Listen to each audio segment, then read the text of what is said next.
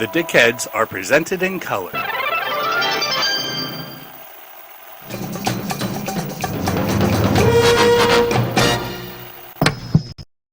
All right. Hey, DickHeads! Like a pink laser beam of truth! Beaming from the Philip K. Dick Festival to your brain holes. Shout out to all the dickheads who selected us on their homeopapes and tuned in from their con apps. We are here to talk about Philip K. Dick for an entire weekend. We will literally not shut up about the man for 2 to 3 days. So I hope you got your scramble suit through onto your carry-on luggage and made it all the way here to Colorado. For those that are at home or watching this recorded, we are very excited to be at Books on Main in Fort Morgan, Colorado. There was a very radio-free album booth moment where I was hearing like Christian prayers on a loudspeaker outside. So that was pretty interesting.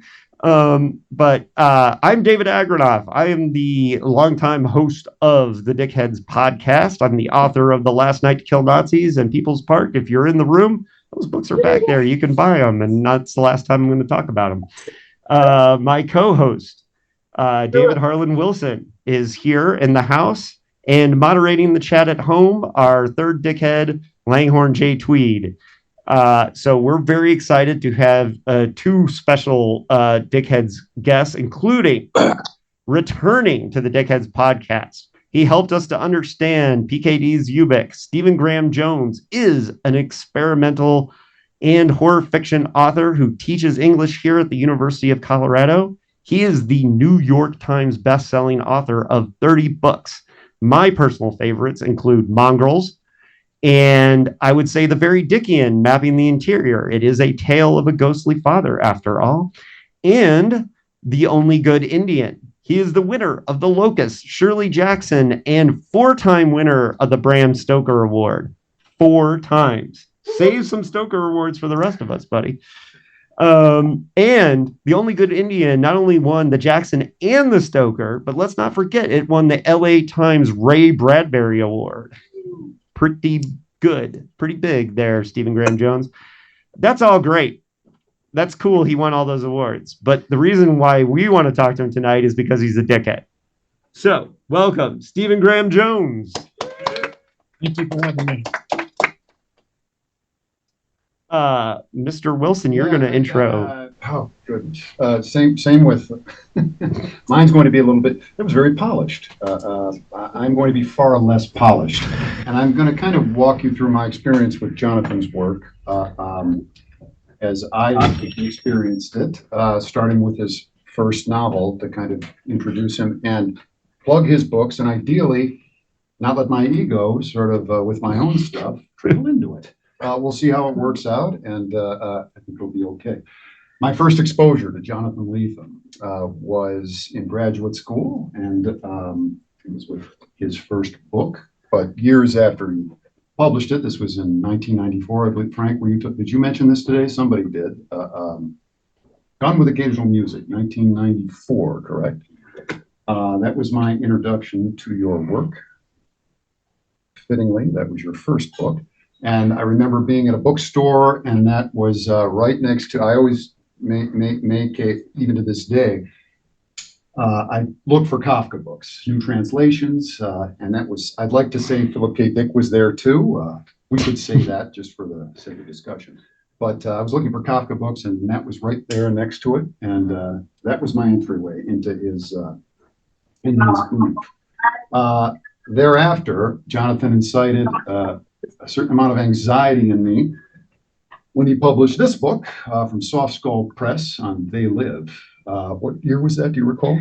2011. 2011. Is that possible? And I was also writing a book on They Live. It took about 6 years to come out because it was jockeying around with different publishers. It ended up coming out through, I think, Wallflower Press, and now it's with Columbia University Press. It was called a cultography, but this came out when I was just about ready to send it out to the publisher. And I remember I got a bottle of scotch, I got a pack of cigarettes back when I used to smoke. I was pissed off. I was like this fucking Lethem. I got to get through this book and figure out what he's doing and how he's screwing up what I tried to do. I thought I had a lock on me lived.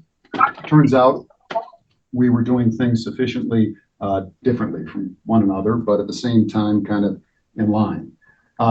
Incidentally, this is the first time I've ever met Jonathan ever. We've been in communication for about 10 years, right? Yeah, at least. Something like Yeah. that. Now, I don't know if yes, this book that I wrote on J.G. Ballard for University of Illinois Press's Modern Masters of Science Fiction series. Literally, I wrote this book on Ballard because I was looking for something to do. I really wanted to write on Philip K. Dick, but where is he? He, Andrew, you had a lock on Philip K. Dick. So I was like, well, I want to do something. And I remember reading, I was just kind of literally going through my bookshelf, and I looked at your collection of essays. Oh, The Ecstasy of Influence. Yeah. Ecstasy of Influence. And you have a piece in there on Ballard. Yeah. I was like, what Jonathan has to say about Ballard is very interesting. So I ended up writing a book on Ballard literally from reading your essay. That's great. Yeah. And I blurbed it. You did. Yeah. And it's one of the best blurbs I've ever gotten. I would read it, but it's too self-indulgent. Shortly thereafter, a few years after, I think it was about 2015, 16, Jonathan was promoting his book, Gambler's Anatomy. And a supplement to that book was the block right here. And he was gracious enough to allow me, I just started a press at that point called Anti-Oedipus Press, still going. Started in 2013, and it's about 2 years after that. And it was very nice. This is a conversation ultimately between you an and exchange Larry. between me and Larry Merkles, Yeah. who DickHeads will know is the author of I Think I Am, Philip K. Absolutely. And incidentally, there are 40 copies of this book free for everybody who wants it. So you can pick up a copy on the table over there, and I'm sure Jonathan will have it signed. Very happy. Yeah, thank you. All right, that's a good enough intro. I have some other things to say. It's great to be here with all of you. Thank you. And this is Jonathan Lethem. That's what he was trying to say. Yeah. I just read Jonathan's The Feral Detective, which I just randomly selected of your work to read on the way here. And it's not very Dickian, but it's great. It's a noir novel. I'm going to try not to geek out about that novel because I just read it. But so our main subject tonight is going to be reading and teaching Philip K. Dick. That's kind of like the theme that I'm kind of going for the questions. And so both Jonathan and Stephen have done their fair share of teaching.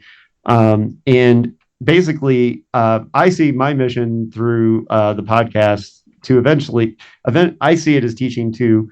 But I think one of the reasons why Phil is an author that we can talk so much about is because of the many layers.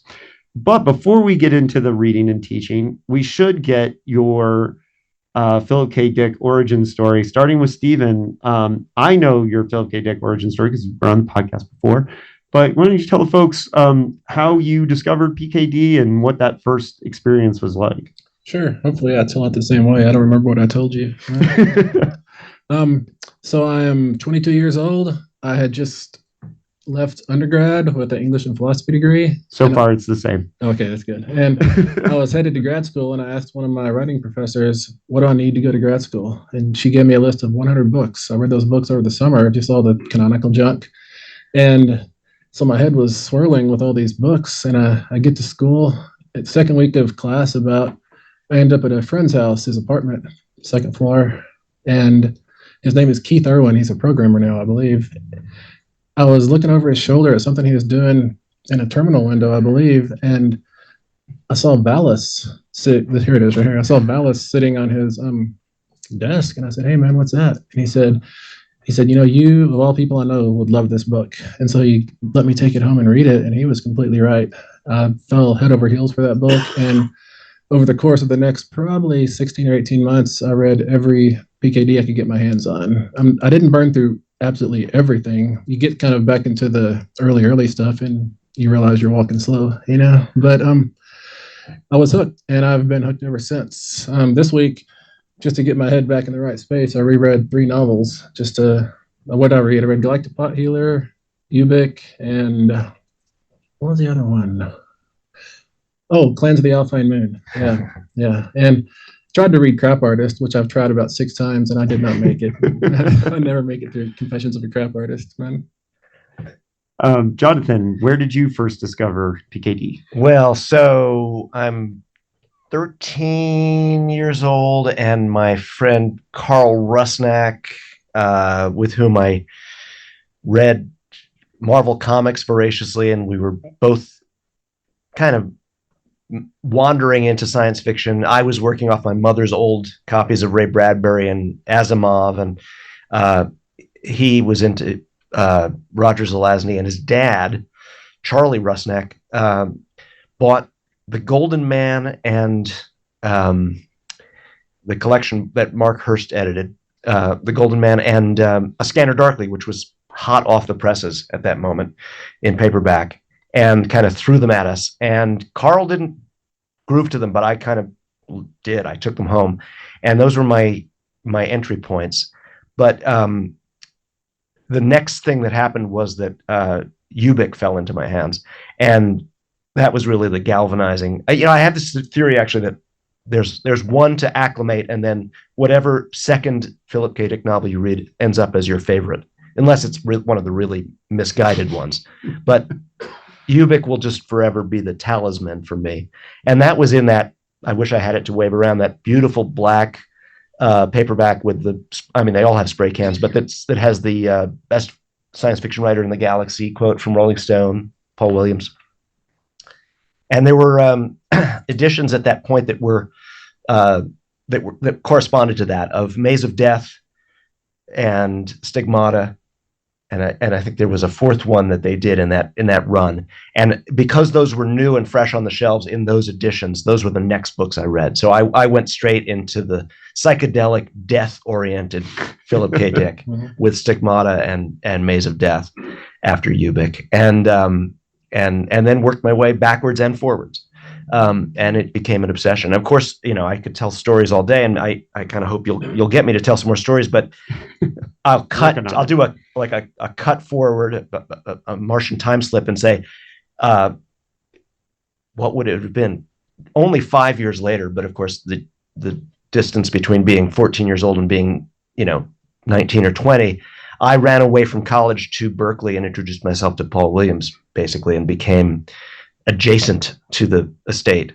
I guess it's a little more than that. It's like 6 years later. Yeah, I have plenty of questions good. about that. We'll get all into that. Yeah. Also with the newsletter too. And I was working on the newsletter with him. Yeah, exactly. I put myself into the Philip K. Dick universe as a minor, I was something more than a non-player character. And I've been reading some of those, the older newsletters. And you were an associate editor, was that? I guess that was what he called me. Yeah, it meant I let him bring all that crap home from the Krishna copy to my house, and I would host the mailing parties, and we would cut our fingers on envelopes and get our mouths completely gummed up with licking envelopes and stamps, and that was what made an associate editor in those days.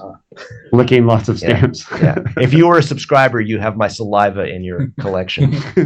The neat thing you're talking about being in the PKD universe is when I was 22, I read probably all of Dick I'm going to read, but I can go back and read it, and it's always there. During the same point in my life, I also discovered Vonnegut and Nabokov. I read all of them, and I can't go back to them in the same way I can go back to PKD. Very interesting you say that. Vonnegut was formative for me right around the same time, and I almost always bounce off. When I pick them back up, I'm like, I still approve. I'm still glad they exist. I give them to my sons who are grooving on them, but it does not reconnect. It doesn't.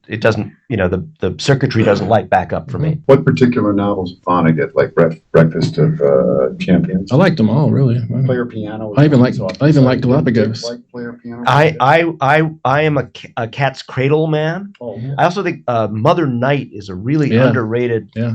Actually, if I were to really make myself reread one, I suspect Mother Night would be one that would work for me. Yeah, same with me. That or Rose. What is it? What's the Rosewater one? God bless you, yeah, Mr. Rosewater. yeah, that one really works for me. Too. But I like Breakfast of Champions. But it's still, I'm with you that they don't work for me. You know, it's true of some other things that I read in that period. Brodigan, very formative. Now, you know, and then in science fiction, you know, talismanic authors for me when I was young, like Clifford Simak or Ray Bradbury, I don't trouble over going back to them. I just remember them. I know. Yeah, I think you can remember Bradbury from when you were 13, and I go back and look at it now, and the prose seems so overblown. It's a little ripe. Yeah. Well, it's funny on the Vonnegut thing. A year or so ago, one of the Facebook groups, I know Tessa chimed in that Phil was a big fan of Player Piano, but she didn't say that she said she never heard him talk about any of the other Vonnegut novels. But it's interesting that. You know, and it's funny because, and I appreciate Tessa doing that because every once in a while she'll say like, "Oh yeah, he was a big fan of Canticle for Leibowitz," and I'm like, "Wow, that's really great to know." And I know Tim could probably do some of that. And I will say, I can see what's happening on the chat. I cannot reach and respond. Yeah, we're a little far from the chat, so yeah, so I can read it because I have very good eyesight. So if anybody feels like you need to say something in the chat, go ahead and do that. And I will. You know, one of the interesting things, Stephen, I'm hoping you can drill down on this a little bit, but I like what you said about like reading it when you were 22 and having that experience. I think, you know, Jonathan got into it when he was young, but the fact that you were like, you know, had your brain kind of like massaged with all the learning you were doing for grad school, do you think that puts you in a specific place to want to escape like some of that? You know, since I was just off of that summer of reading 100 canonical novels, I think they served as a trampoline to bounce me to somewhere fun. You know, Right? Yeah, I'm not 100 Years of Solitude and all the rest of them. They were a blast, and they really like became part of my DNA kernel as a writer. But all of them weren't as entertaining as Dick is, I think. Yeah. Right. There's also a fundamentally different orientation when you've been told to read something. Yeah. You know, once something becomes canonical and it's offered to you in that framework, it's different. And Dick, Yeah. you know, the way most of us in our age cohort would have encountered him, he was still, in some sense, disreputable, coming out of left field. And so it was a secret substance that you were ingesting. It was not. It was kind of punk, you know, for sure. And also, I should say, at the same time I was discovering Dick, I was discovering Nietzsche. And I think I've always felt like Nietzsche and Dick have a very similar project. Just one came at it through science fiction, and one came at it through essays, through philosophy. That's great. Are you going to hold that thought for my talk tomorrow night? I've got some philosophy to lay on you. Well, and so one of the things that I really want to get into is, you know, where do we make that stretch from just an author that we read for fun? And, you know, and I will say, I go back to Simak, and I do still find some things in Simak. But, you know, there's some of these sci-fi authors from the past, you go back and you're not going to be talking about them at the length you do, Dick. You're not going to be teaching them. But, you know, what is the secret sauce that makes Philip K. Dick something that you've, you know, that makes him so teachable, debatable, and interesting enough that we're all sitting here in this room right now? I mean, Can I add something to that? Sure. Please. So when you can teach any book, right? Gender, race, class, anything, right? Right there, that's you can enter any book and discuss those issues. There's something about Philip K. Dick that's more, right? Certainly he speaks to gender, race, and class in every way. But I'm very interested in what I mean, these are two professors, how you actually have taught that in your own classes. Yeah. Not specifically gender, race, and class, just Dick in general. Yeah. Do you want to jump in? Sure. You know, I think what gives PKD long legs for readers, for classes, is that he seems to be using fiction as a way to think. And that is endlessly compelling. He's having a dialogue with himself. We are entertained, but he's not writing to entertain us. I don't feel like, anyways. He does make jokes and kind of panders a little bit in a few places, but he really is just, I think that he is one of those rare people he was one of those rare people who thinks with his pen instead of in his head. And that's endlessly fascinating to me. That's great. That's a perfect way to set it up. And I was going to, hit you with just like a 2-word academic conjunction, interpretive instability, that like only the most extraordinary authors, whether in the canon or not yet in the canon or only in my canon, Flann O'Brien, Herman Melville, Robert Musil, Anna Kavan in that one incredible book.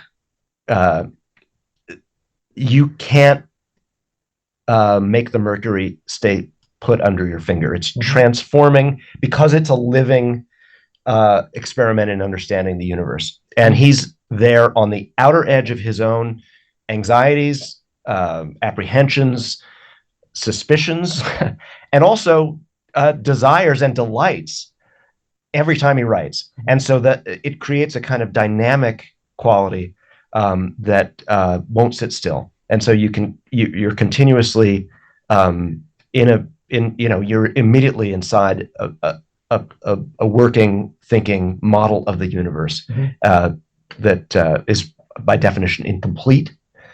But fortunately, he wrote voluminously and piled up his perceptions and his explanations and his responses, so you can just really live there.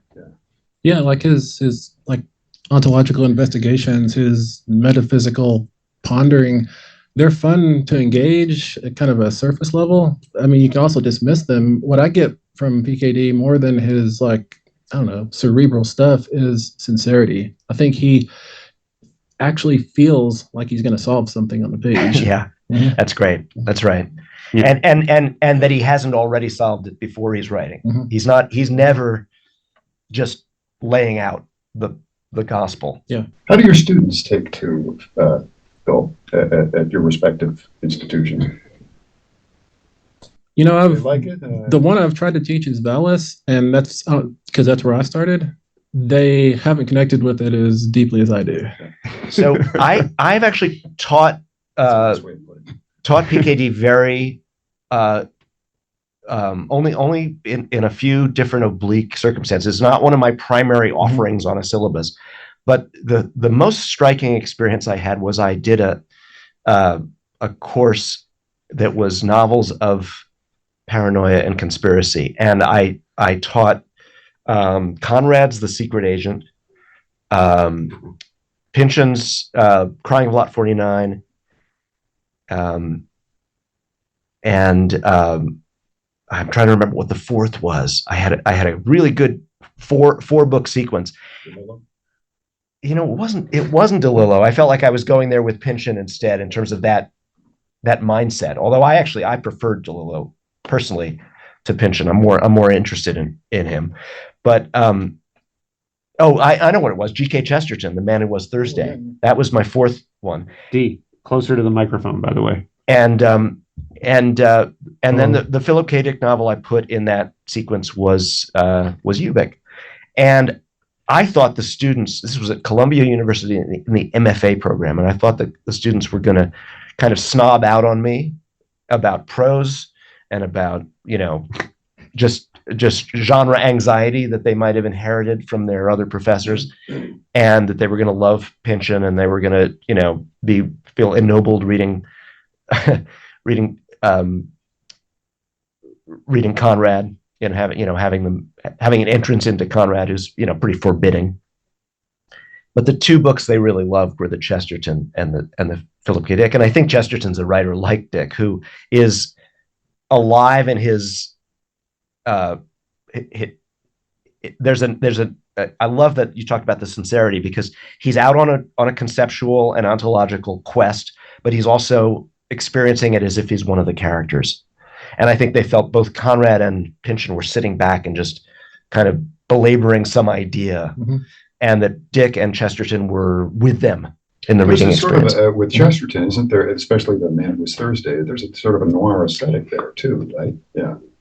But it's been years since I read that. Yeah, I think that book is one of the. I mean, you're interested in, of course, noir. I love when that. I mean, and I think Philip K. Dick is a noir writer in some ways Yeah, too, sure. and it's not just obviously androids, but a lot of them. I mean, he's really interested in policemen, and he's really and they're really dark policemen, and they're really twisty ones. I mean, Flow My Tears, but also Counterclock World. Those are crime novels, and and of course Scanner Darkly.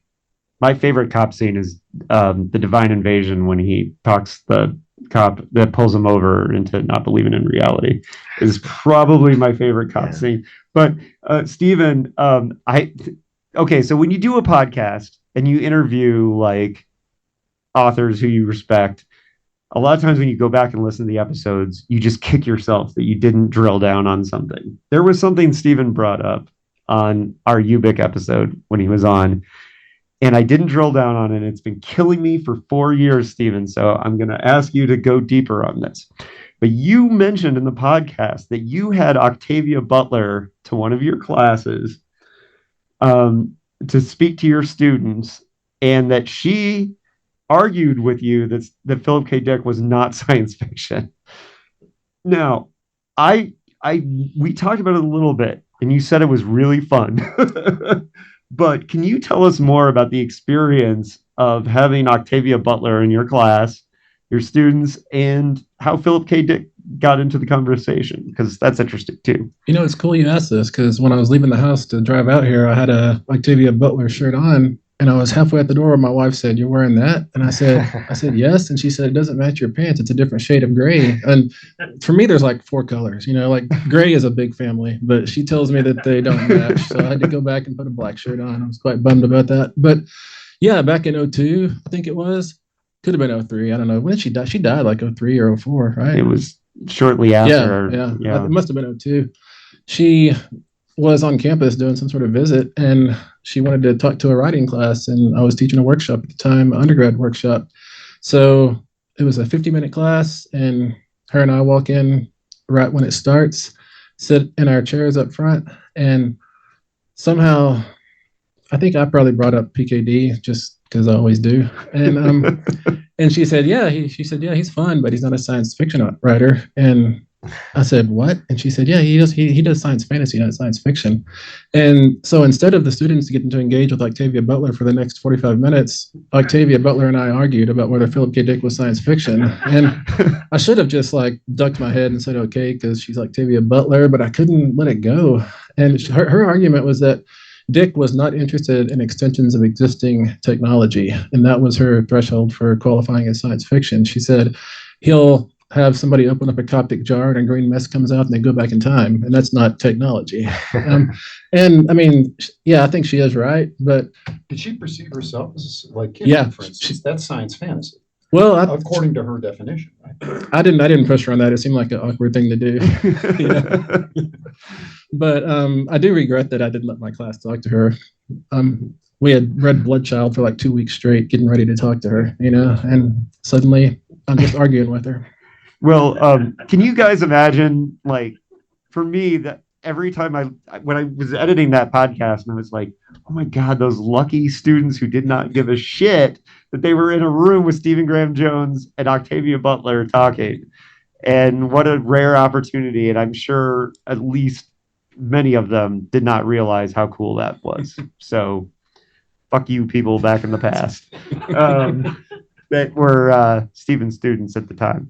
But no, that's a great story, and I'm jealous of anybody who got the chance to meet Octavia or see her. That must have just been so cool. Oh yeah, she was really. I mean, of course, she's an amazing writer, but she was really great to argue with, anyways. Yeah, Really commanding personal presence. She's tall too. She is. You're tall, so you would have stood jaw to jaw with her. But I remember looking up at it, Octavia Butler. Think about how much she put Harlan Ellison in his place. So, like, What was the context of you? It was a sweet moment. It was just one moment in time. But Walter Mosley had written a science fiction novel. I guess he's done it a couple of times subsequently. He's done a couple. This was the first. It was called, I think, Blue Light.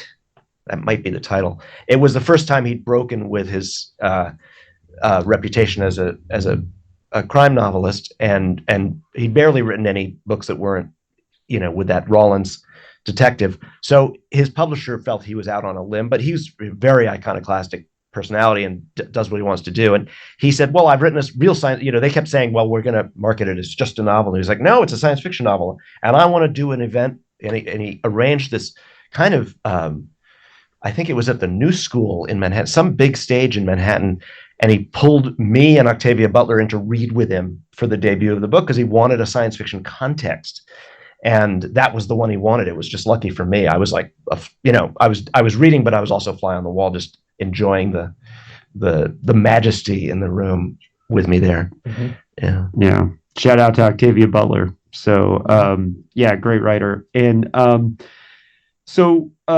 Jonathan, I know your story about moving out to Berkeley and doing all that. And it was funny because a couple of years ago, I did the walking tour with Professor David Gill, where we walked around to all the PKD homes. Yeah, the landmarks. All the landmarks, Boucher's house. And I did all that. And it was funny because I randomly went into this bookstore and I remember texting Gil. I was like, I'm at this awesome bookstore. It's amazing. They have all this science fiction. They don't realize how valuable it is. And then he was like, oh, yeah, that's the store Jonathan Lethem worked at for years. Mm-hmm. And so it was Moe's, I think. Moe's. Yeah. I worked at Moe's. I also worked at Pegasus and Pendragon in Berkeley, but Moe's was kind of the main stage. Yeah. And that was the day Gil basically told me how you came out to Berkeley, because I was like, oh, he's a New York writer. I know he lived in Berkeley. And so tell us the story about how you, because you were chasing Dick out there. Well, I sounds terrible. Yeah, I know. Sorry. I've been known to chase Dick, and this was a kind of I was chasing a dead Dick in this case. What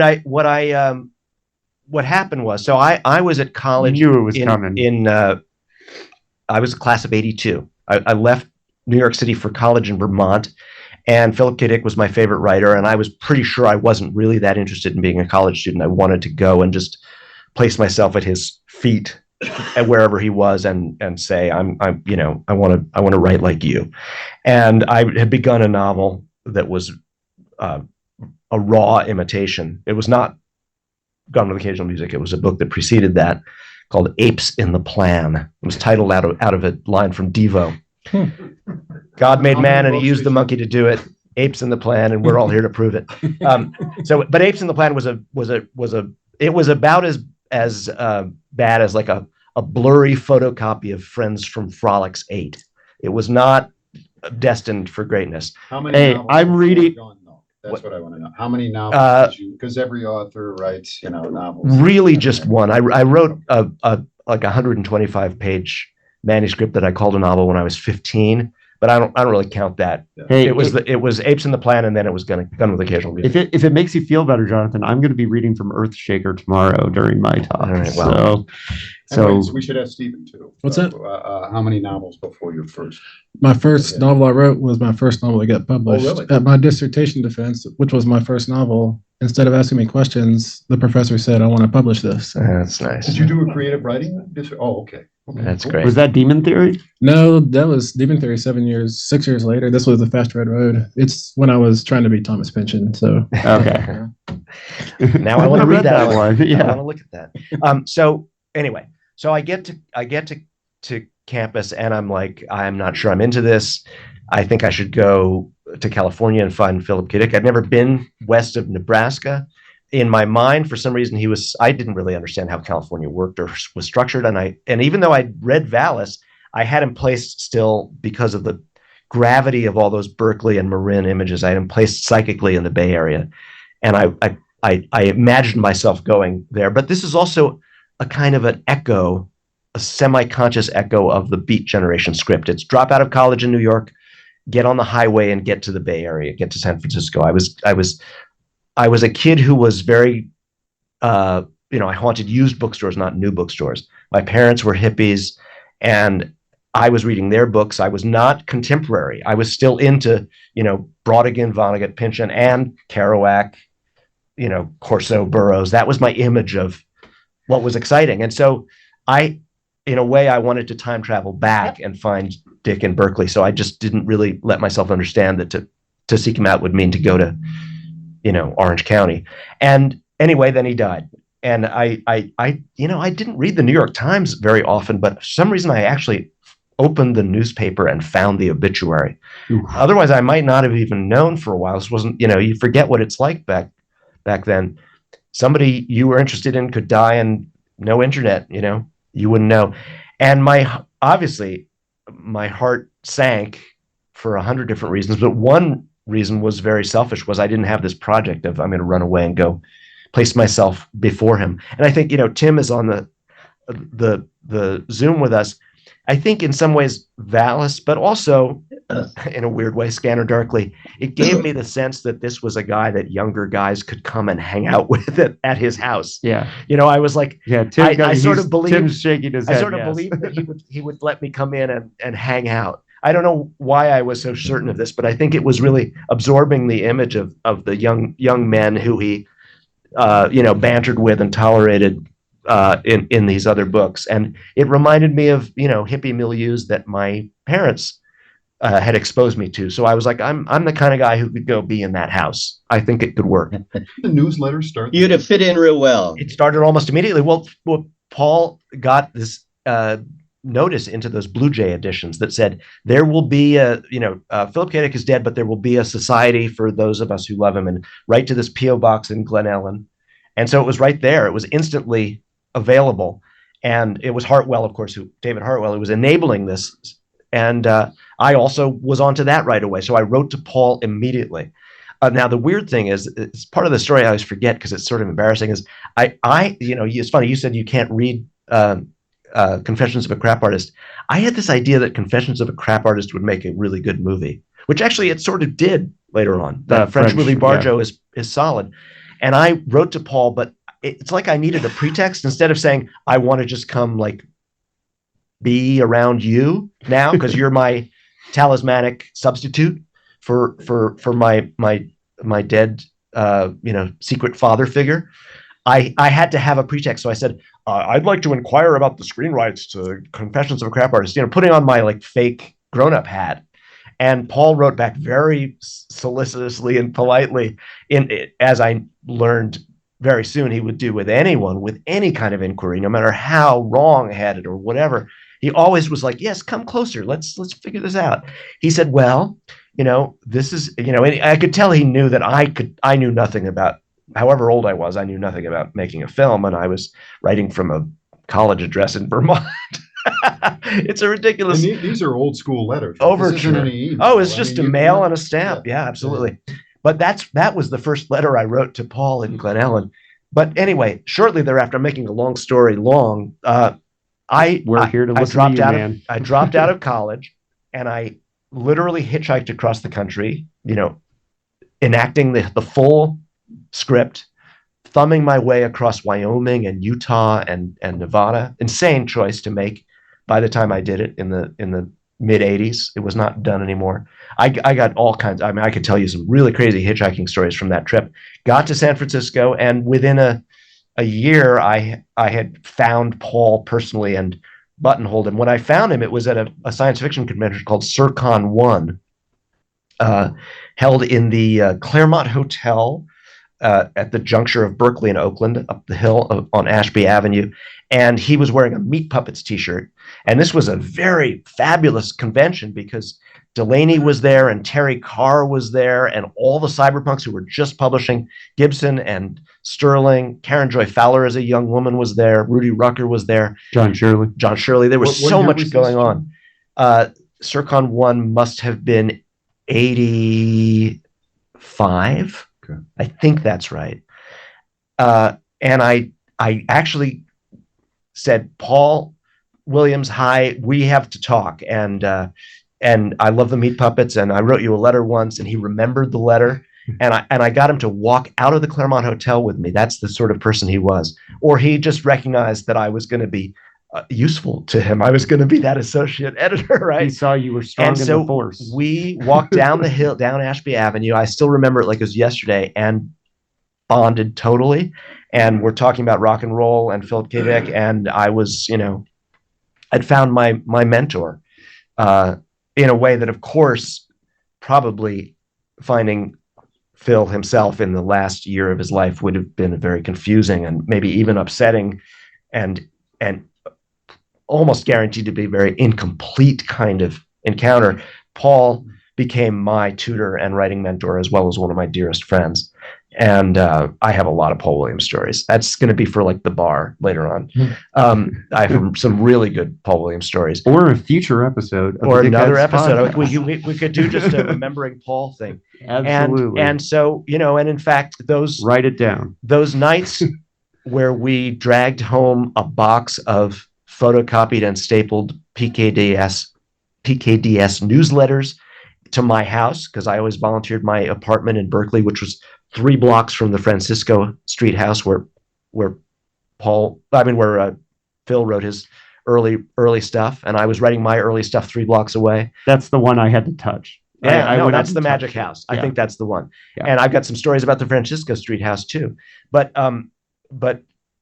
in a way, that was my Valis. I didn't have Tim Powers and K.W. Jeter. I had John Fairchild, and I had Paul, and I had the other people that we would drag in to stuff the envelopes. We would get really high, and it would take a lot longer because we'd get really confused. You had to do bulk mail in those days. You had to sort things by zip code to present it in a box where it was sorted by zip code to get the discount. And we would go in circles, everybody like mixing up the zip codes, oh, I did that box already. Don't touch it. But that was we would tell stories, and Paul would blow our minds with, not stories about Phil so much. He would tell stories about hanging out with Brian Wilson or Ted Sturgeon or, a million other amazing encounters. And he would bring people in. I don't know if any of you know the name Greg Shaw, guy who was another early rock critic who started a magazine called Bomp, as in who put the bomp in the bomp to bomp to bomp.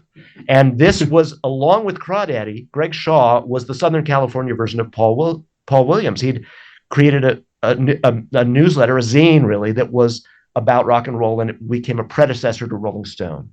And he was like Paul. He hadn't commercialized it. He just did it out of love. So he didn't become Jan Wenner. He became Greg Shaw, who became a legend. But so one day, Paul says, hey, my friend Greg Shaw's going to come over. And I was like, okay. And I had to like figuring out who this is in my house, but this was my version of what Tim, and some other lucky folks got to do around, the snuff coffee table, right? And of course they ended up in Valis, which we talked about in Gil's class last night with Tim, which was great. Stephen, I got to ask you about, so for those of you who may be new to Stephen's work, so he has this novel called The Only Good Indian. And The Only Good Indian, I think, has like, it has some PKD influences, in my opinion. And specifically the fan. Not that it has to. It doesn't have. It doesn't have to. But it reminds me of Time Out of Joint. I don't know if you see that, but I want to encourage people, if there's any copies left back out there. I personally think I like everything I've read of Stevens is good, but The Only Good Indian is a fucking masterpiece, and I just want to shout that out right now. That book is one of the best horror novels written in this century so far. So I want to say that. But in general, on your writing, you probably, I don't know if you saw that connection with PKD, but you have to know, I'm sure you feel the influence of PKD all the time. Where do you most feel it influences your work? And, because you write very different styles of novel, from Phil, but I think you are influenced by him, obviously. So, and I also, if I can add this, I listened to that book on the way out here. I drove 1,100 miles. I think Cliff did too. Okay. And you have, let's say, you have a command of language. Not that, because Philip K. Dick had a command of language too. It's just different. There's a certain melody that I detected. Mm-hmm. So yeah, I'm interested in the way in which Phil Dickian strains sort of enter into that melody. Well, I do mostly horror. He did science fiction, but his science fiction feels very horror adjacent because his characters are always kind of caught in the machinery of a Kafka story. They're being processed through things they can't understand. They're trying to figure it out. He usually eats them or eats part of them, anyways. But specifically, where I have kind of aped Philip K. Dick, I think, is a novel I did 14 years ago. It came from Del Rio, in which I tried to use the same trick he does in Radio Free Album Booth, where in the middle in the middle of a sentence, he jumps to another character, and you think it's a typographic error at first. And I did the same thing in that novel just to see if I could get away with it, to see if it was still something that was doable, But I think that the kind of what's the word for it? I don't know, like almost like programmatic paranoia in his stuff is something that I can never escape writing, really. That's all my characters are always quite nervous, but trying to procedurally think through this terrible place they're in. And that theme of paranoia is precisely one of the things that I was thinking of when I was listening to your book. Yeah. Thank you. Yeah, and another thing too, Stephen, I think when you were on our Ubik episode, you kept talking about Ubik as a monster, right? And it was funny because like it steered our conversation to really to think about Ubik in that way. And of course, a Ubik is entropy in to a degree. So, but what I really found Is there a interesting. more entropic novel than Ubik? I mean, literally, we have in Half-Life the breaking down of things. I mean, Right. obviously, that entropy runs through the whole canon, right? Oh, But totally. it comes to a head kind of in Ubik.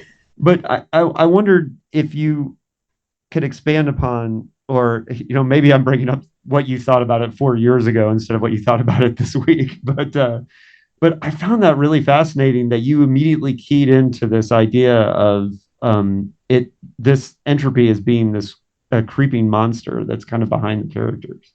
I thought that was really cool. Yeah, I got no memory of that. Sorry, but the way you talked about it, though, it sounds like Stephen King's The Langoliers. It feels like that.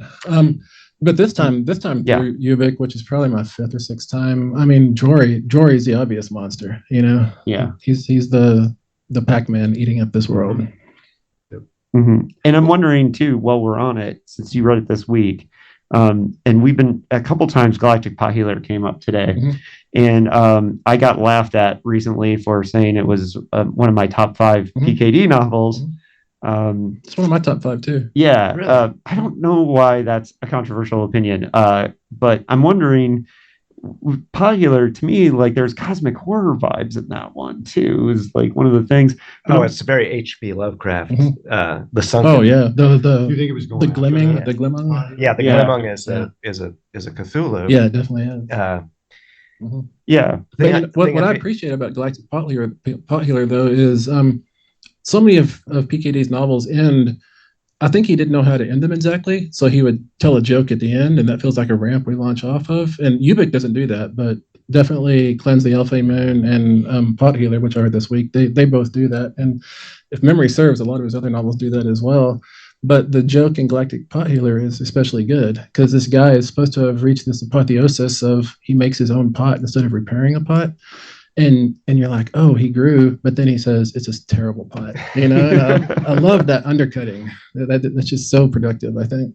and you're going to notice something. And anybody who listens to my podcast knows I'm not as interested in the religious stuff, the exegesis stuff. I'm interested in Phil as a writer. I always gravitate to the things that the under the hood stuff. And tomorrow when I do my talk, which is on the unfinished PKD and the stuff he left behind, just one quick shout out for that is, Stephen, you mentioned that he seems like he's talking to himself. One of the things that I learned by studying the anti-talent outline, which is the one that morphed into Ubik, is Phil literally is talking to himself and debating, and you'll see that tomorrow in my talk where he debates what a precog is with himself in a paragraph. And but I always talk about how in the outlines it's fascinating how he talks to himself, but he eventually did that in Valis. Valis is a whole book of him talking to himself. basically. Let's go up to the pool. I think it's I'm waiting for you to be ready. walls for a writer What? that is No, something that Jesus Christ, Lee, you're creating never problems. seen before. I can listen to what I or want to while after, we're sitting right? up there. Was You know? a writer who's so much in communication with himself, and we get to watch it. So I really like what you said about the pen, Stephen. Okay, so I want to. That was a whole bunch of words without a question. I'm sorry about that. You bring up something interesting, though, and this is, I don't know if we want to get into it. Shut me down if you want. I'm just picking up what you said. It's at some point, Phil entered into the realm of metafiction, right? Absolutely. And then went after it with tenacity. Where do you locate that? That's a question, I guess, for all of you. Like, where did that? Obviously, it started before Valis, and there are traces of it throughout his entire library. But was there one title where he was like, I mean, was it after 2-3-74 where he started doing that, or? I think that's where it was explicit, but I think he was always writing about himself, and But it's particularly pronounced in Valis. Yeah. And then there are seeds elsewhere. I think when you nest realities like he does, then you're kind of opening the door for meta situations, and he's been doing that all along, it feels like. Yeah, I mean, he's writing about fictionality, and he's also writing about a term I really love, and I think I deliberately embraced in my own writing, is something called the meta-generic, where he's turned on by the idea of writing about the genre inside the genre. Like, and you have very self-conscious gestures with like the zap gun, where he's like, let me put the iconography in the most corny or obvious way, the Ganymedian slime mold, it's like monster movies or Road Running Clan. But he's also writing about what the genre does. He's not just featuring its most embarrassing elements and brandishing them proudly. He's also thinking about the meaning of the existence of the genre and its history, and arguing about that. And that's a kind of meta work that he is doing, really beginning so early on. I think, like The Man Who Japed is a really early example of him thinking about what it is to work in this kind of, voice from the floorboards. And so when he extends that into, what kind of recognizable postmodern autofiction or metafiction, it's really just a deepening of that commitment that's already happening a lot in the meta-generic level. But the other thing is, it's a really traditional novelist approach to take yourself and split yourself into different characters, opposed characters. And you can find him doing that. Aspects of himself are, the blue collar tinkerer guy is over here, and the pompous conspiracy theorist is over here. He's like locating parts of himself and building characters out of them. So again, the exaggeration of that into a literal splitting that you get, around Radio Free Albemuth and Valis is not unprecedented. It's been made literal. Yeah, like that meta-generic, like in Alphane Moon, where there's that sequence where Chuck is a TV writer, and the story they come up with in the writer's room is the story that Chuck is involved in outside of the writer's room. Right. And he's completely making fun of the genre there, and it completely works too. Yeah. Well, and I want to talk about, so last night was the last night of David Gill's awesome DickHeads class that's been going for, was it 20 weeks, Gil? Was it 16? Yeah.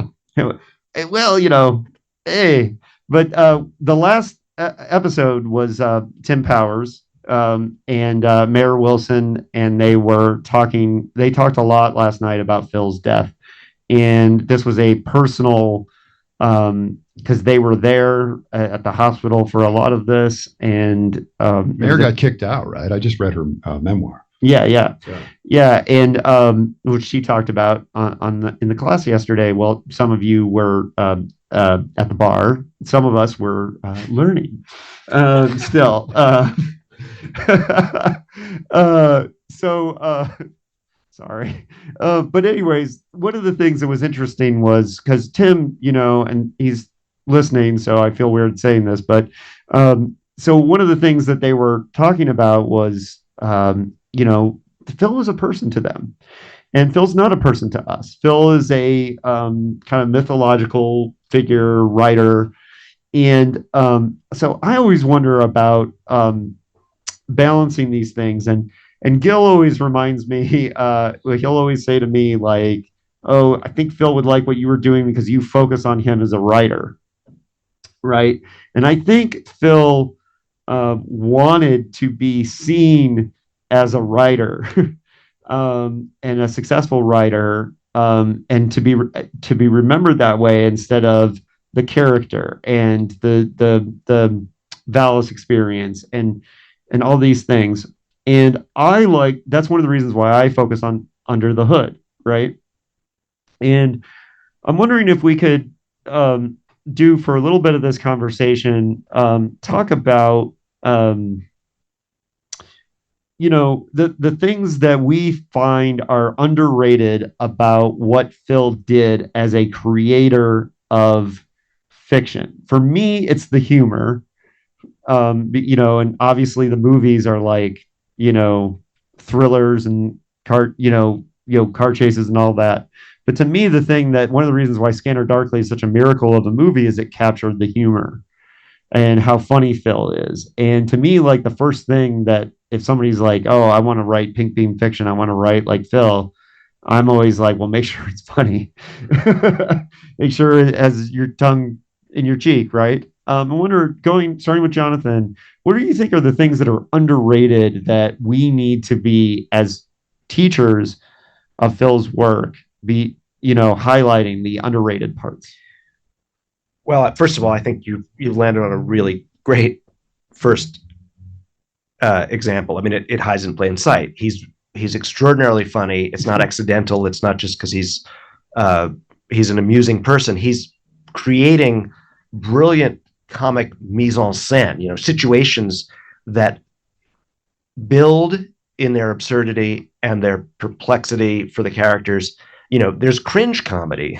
He knows how to make you, I always think the measure of great humor in fiction is when it actually doesn't transport out of the fiction as a joke or an anecdote. When someone overhears you laughing while you're reading a novel and they say, "What?"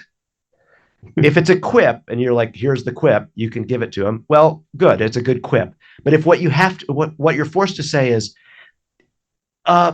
you have to read it to understand why the situation was funny. It's that it's been constructed out of the emotions, the dynamics, the consequences and the possible outcomes, so that you are on the edge of your seat, and then you realize that it's been designed to make you burst out in laughter. But it can only be expressed in terms of the fiction. And I think that's really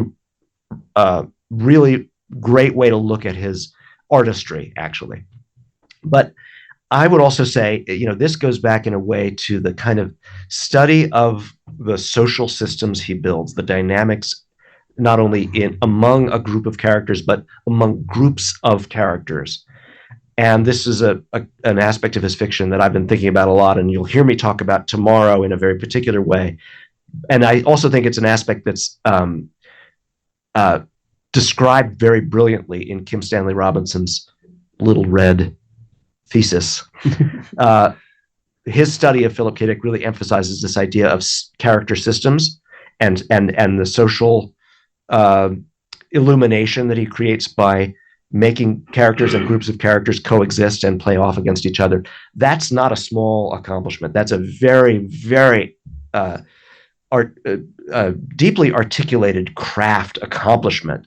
And, in a funny way, sometimes you can see it best in books that are kind of sketchy in some other ways. You take it for granted in a masterpiece like Man in the High Castle. But you mentioned Clans of the Alpha and Moon, which is a book I have a great weakness for, and I reread it this week as well, and I'll be talking about it a bit tomorrow. But sorry, I keep giving this. I should have read Clans blurb for tomorrow, but I'll stop doing that. But I blurred mine partly too. because that book is one of those hastily written ones that's like magical, but also very slipshod in some ways. But his ability to it's like a plate spinning act. So you get so many different systems of relation, sociological relation, up and running in the same space. That's Balzac. That's Dickens.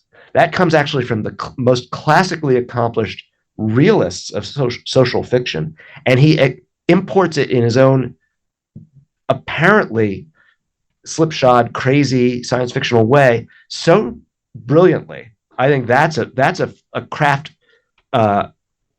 capacity that is really easy to take for granted in the work. And a crazy fucking thing about Clans of the Alphane Moon is what the hell was going on in his life. That was during like the chaos of the Anne divorce. And he, between November and April, he left Anne and turned in 5 novels and an outline for a novel. Yeah.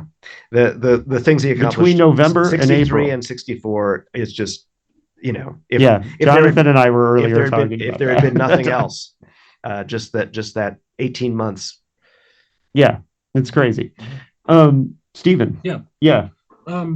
Craft wise, people talk about Philip K. Dick's adaptations since the early 80s, how his stuff has caught fire, and they say that he was ahead of his time. That's why it lagged behind the publication of his novels.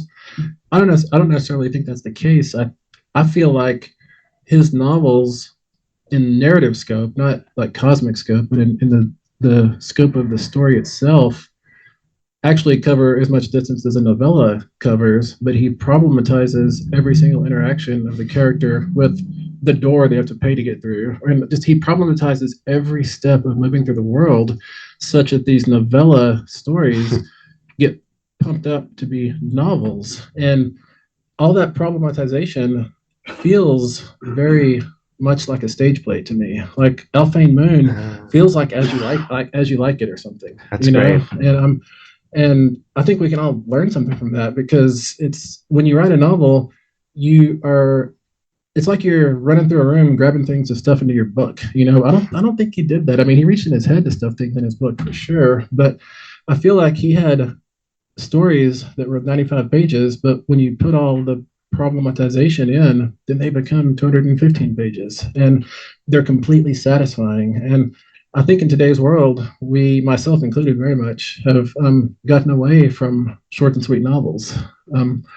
Like, I remember early in my career, my novels were all 60, 70,000 words, and lately they're 130, 140,000 words, and I wonder what's up with me. Why am I so wordy now? Well, I used to be able to do it good, and I'm thinking this summer I said I reread 3 of his novels this week. I may just keep on going so I can try to get those muscles back. How to tell a short novel.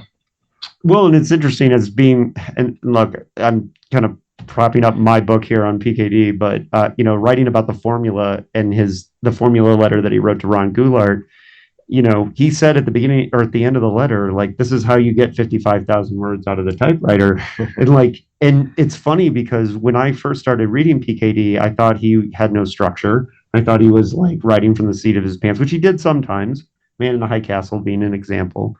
But the formula, where he wrote it out one time, but it was mostly intuitive, right? And he had a great structure in his mind that was just always there.